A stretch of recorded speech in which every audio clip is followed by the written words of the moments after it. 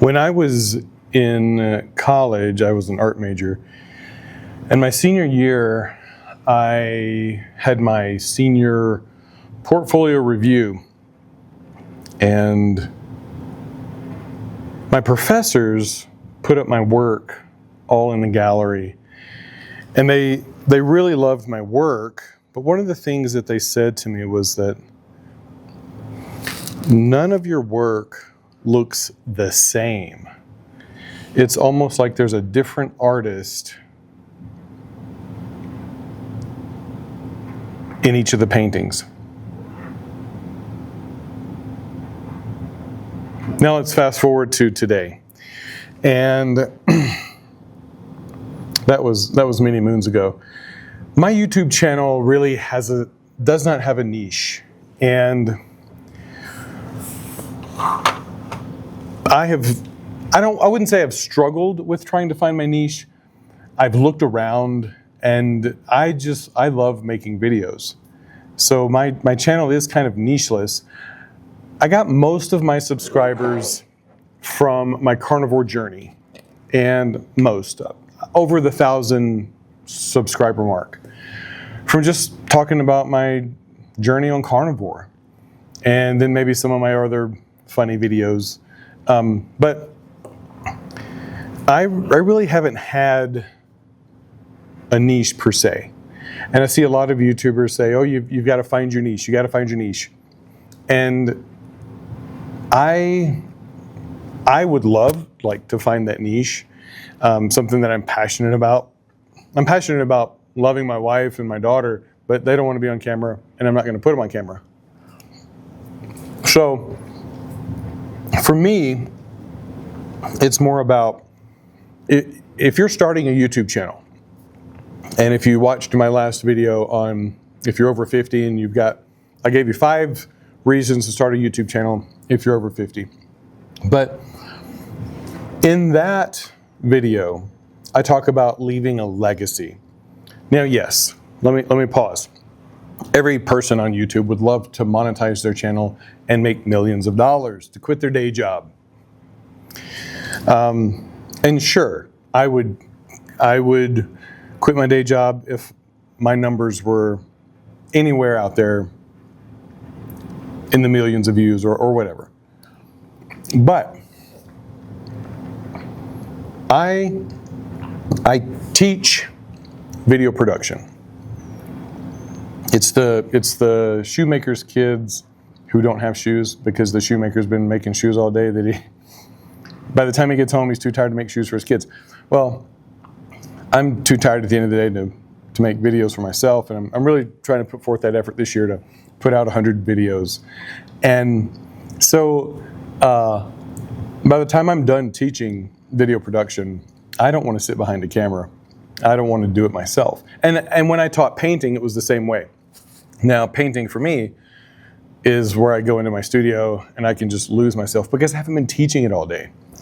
And so for me, the process is showing my students, having a YouTube channel is showing my students, look, you can do this is how it's done, blah, blah, blah. And not to be YouTube famous or anything, but just how to put together videos and tell stories.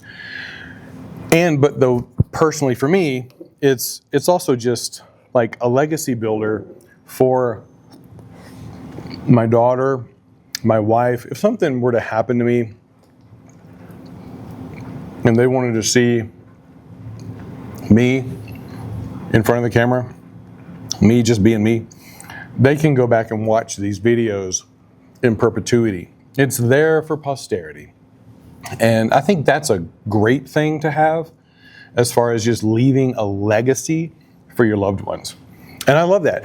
And not just for your loved ones to say, oh, I want to go watch Pop talk about carnivore or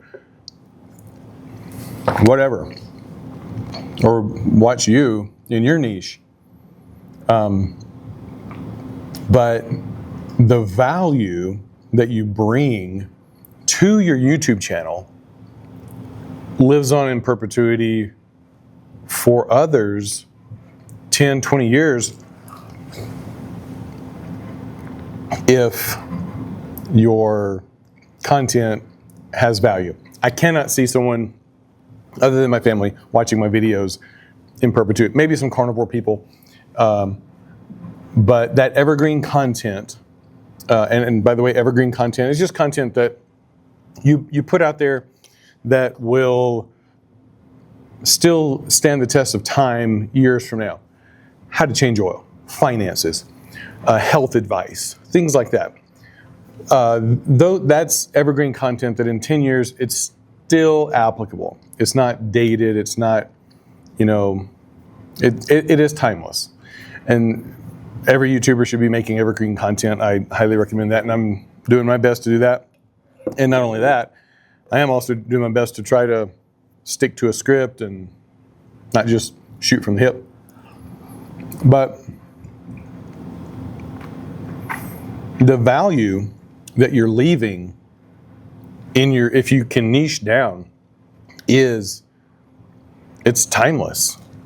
And so my wife and I love to watch like the home renovation shows, and we'll sit there and critique whatever the designer's doing.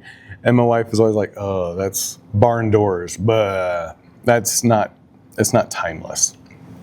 And so, so finding those things, those niches, and I would love to find a niche at some point, something that I'm just like passionate about. Like if I ever start a homestead, granted there's a bazillion homestead YouTube channels out there, I would love to film it. Because I don't know anything about birthing a cow or a goat. I've watched it, I've seen it done, but just like anything, I'm willing to learn. Having a little homestead, growing what we eat. I heard Dr. Kim Berry say, why prep with all this like food and all this stuff in your house when you can just go out to the field and slaughter a sheep and feed your family for a month? So anyway, my channel is Nicheless. When I was in high school, everybody had like nicknames and stuff, and I took martial arts, and for like a quick minute, I had a friend called me Grasshopper from the old David Carradine TV show Kung Fu. It didn't stick, but I always called myself like Nick Nameless. My name's Nick Nameless. My name's not Nick either. It's actually Major, but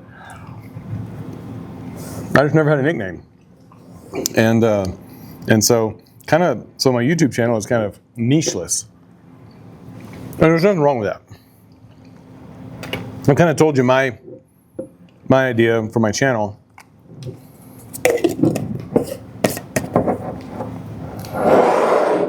And if it just remains just me doing my videos, I'm still learning.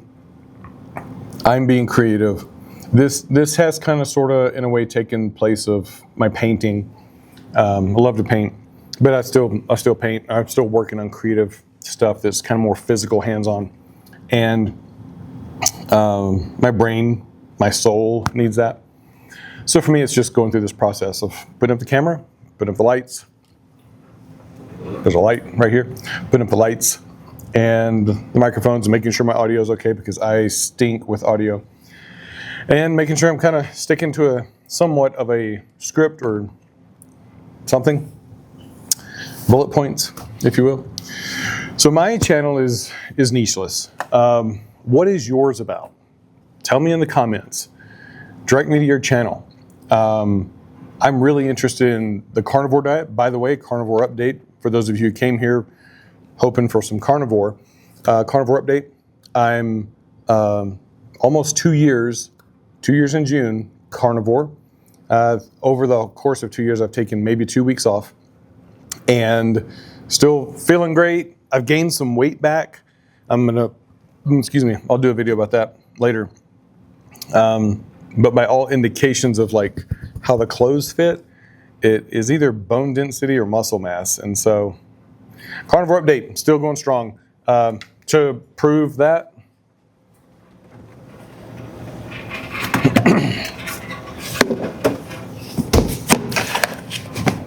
this is a whole vat of Deer, sausage, brats, all cooked up. That will be my lunches for the rest of the week.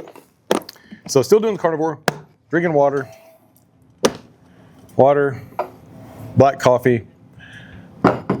As an aside, I am going to do my best to try to cut out coffee and be done with it. So, so cheers to that. That's coming. That's another video in the 100.